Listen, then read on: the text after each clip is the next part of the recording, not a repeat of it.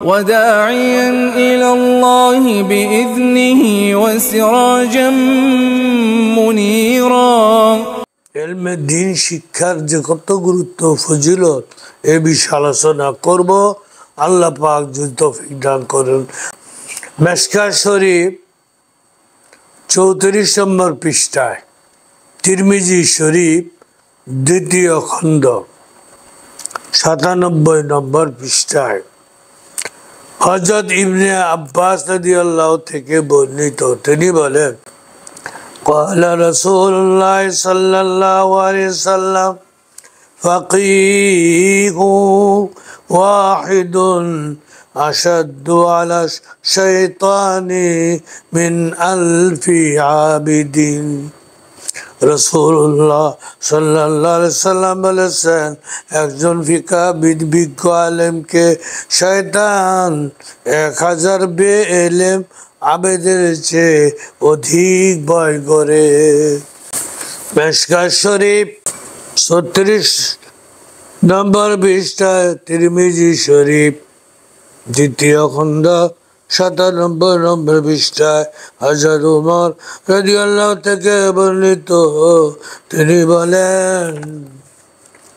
قال رسول الله صلى الله عليه وسلم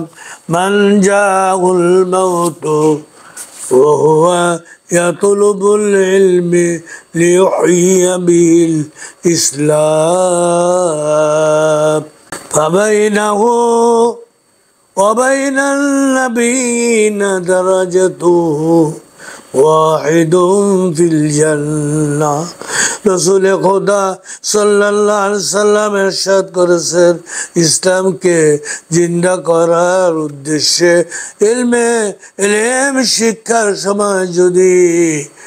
কারো ইন্তেকাল হয়, তবে বেহেশতে তার এবং নবীগণের মধ্যে মাত্র একটি মর্যাদার তারতম্য থাকবে। মিশকাত শরীফ 36 নম্বর পৃষ্ঠায় ইবনে আব্বাস রাদিয়াল্লাহু থেকে বর্ণিত, তিনি বলেন, তাদারুসুল ইলমি সাআতাম মিনাল লাইলি খায়রুম মিন ইহইয়াইহা।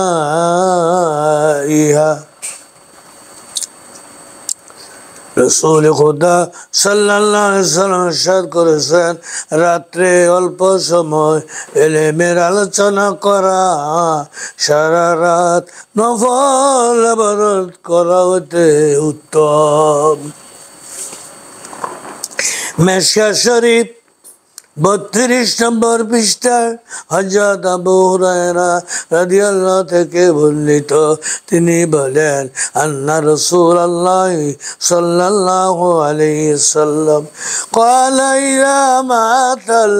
ইনসানু ইনকাতাআ আনহু আমালুহু ইল্লা মিন সালাসাতিন ইল্লা মিন সাদাকাতিন জারিয়া আও ইলমিন ইউনতাফাউ বিহি আও ওয়ালাদিন সালিহিন ইয়াদুলাহু। রাসূল খুদা সাল্লাল্লাহু আলাইহি ওয়াসাল্লাম বলেছেন, মানুষ মৃত্যু মুখে পতিত হলে তার আমলের সওয়াব বন্ধ হয়ে যায়, কিন্তু 3টি বিষয়ের সওয়াব বন্ধ হয় না। 1 নম্বর সাদগায়ে জারিয়া, 2 নম্বর উপকারী ইলম, 3 নম্বর দোয়াকারী নেক সন্তান। মিশকাত শরীফ 34 নম্বর পৃষ্ঠায়, তিরমিজি শরীফ দ্বিতীয় খণ্ড 98 নম্বর পৃষ্ঠায় হযরত আবু হুরায়রা রাদিয়াল্লাহু থেকে বর্ণিত, তিনি বলেন, ক্বালা রাসূলুল্লাহ সাল্লাল্লাহু আলাইহি ওয়াসাল্লাম খাসলাতানি লা يجتمعان في منافق حسن صمت ولا فقه في الدين رسول خدا সাল্লাল্লাহু আলাইহি ওয়াসাল্লাম ইরশাদ করেছেন দুইটি স্বভাব মুনাফিকের মধ্যে একত্র হতে পারে না এক উত্তম চরিত্র দিনের জ্ঞান মিশকাত শরীফ 34 নম্বর পৃষ্ঠা তিরমিজি শরীফ দ্বিতীয় খণ্ড 93 পৃষ্ঠা হযরত আনাস রাদিয়াল্লাহু থেকে বর্ণিত তিনি বলেন ক্বালা রাসূলুল্লাহ সাল্লাল্লাহু আলাইহি ওয়াসাল্লাম মান খারাজা ফি তালাবিল ইলমি কানা ফি সাবিলিল্লাহি হাত্তা ইয়ারজিআ রাসূলুল্লাহ সাল্লাল্লাহু আলাইহি ওয়াসাল্লাম বলেছেন যে ব্যক্তি ইলম অনুসন্ধানের জন্য বের হয়েছে সে আল্লাহর রাস্তায় রয়েছে যে পর্যন্ত না সে ফিরে আসবে মিশকাত শরীফ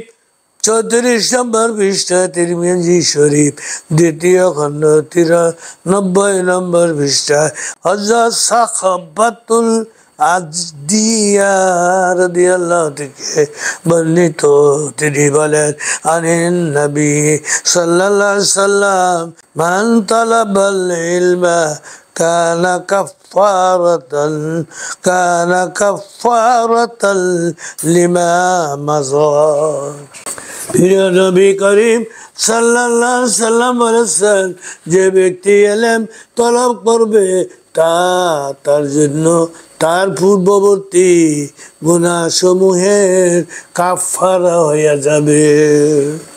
মিশকাত শরীফ 34 নম্বর পৃষ্ঠা তিরমিজি শরীফ দ্বিতীয় খণ্ড 8 নম্বর পৃষ্ঠা হযরত